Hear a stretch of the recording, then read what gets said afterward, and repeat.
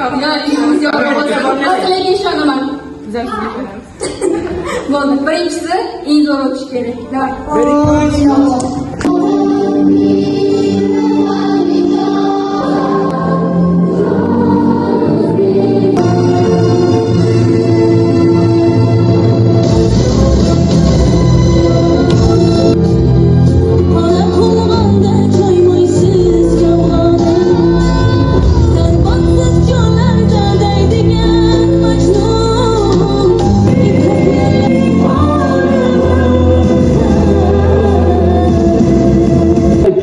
Bir vaqtlar havas qilgan edi, xalqimiz havas qilgandi va shunday havasga kim bizlarni yetkazayapti?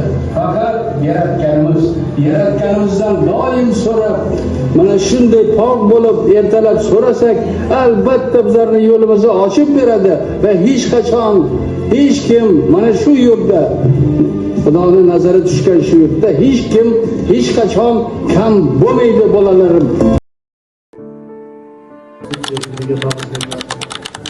Tadbir bo'lyapti. Bu tadbirga qatnashganlarga hammasiga rahmat aytamiz. O'quvchilar, bunga Konstitutsiya davlat bayrami bo'lganligi uchun har biringiz o'tirib, tadbirimiz chiroyli o'tishini nazorat qilib, har biringiz hissangiz qo'shish kerak.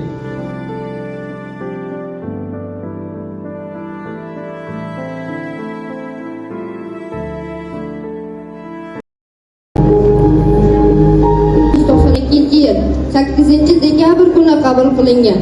Konstitutsiya atamasi ilk bor qadimgi Rim davrida paydo bo'lgan bo'lib, davlat boshqaruvi tartibini belgilash uchun ishlatilgan. Konstitutsiya 2023-yilgacha 16 marta o'zgartirilgan. Yil 30-aprel kuni referendum orqali amalga oshirilgan. Referendumda konstitutsiyaning yangilangan tahriri xalq tomonidan tasdiqlangan. Konstitutsiya o'zi qachon qabul qilingan? Birinchi bo'lib 1992-yil kuni